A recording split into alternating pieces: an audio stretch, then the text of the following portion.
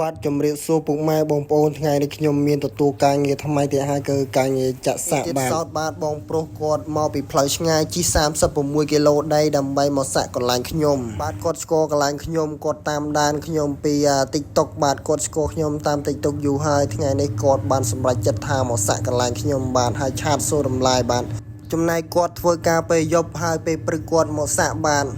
អរគុណបងប្រុសជាច្រើនបងប្រុសមិនគិតផ្លូវឆ្ងាយបោកសាក់បាទរូបដែលខ្ញុំកំពុងបិទលើទ្រូងដែលបងប្រុសកំពុងតែរៀបចំនឹងសាក់នឹងគឺរូបយ័ន្តសង្វាយ័ន្តខ្មែរយើងណាបងប្អូនផ្លេចឲ្យឈើងផ្លេចប្រម៉ូទខ្លួនឯងគឺថាខ្ញុំមានចុះក្រវិលបាញ់ត្រចៀកជូនបងប្អូនណាមានចំណាប់អារម្មណ៍ចុះក្រវិលបាញ់ត្រចៀកអីនឹងអាចឆាតមកកន្លែងខ្ញុំបាទនេះជារូបសាក់ដែលខ្ញុំសាក់ហើយបាទប្រើពេលវេលាជិត2ម៉ោងបាទអរគុណបងប្រុសបាទហើយអរគុណអ្នកទស្សនាដល់វីដេអូនេះដល់ចប់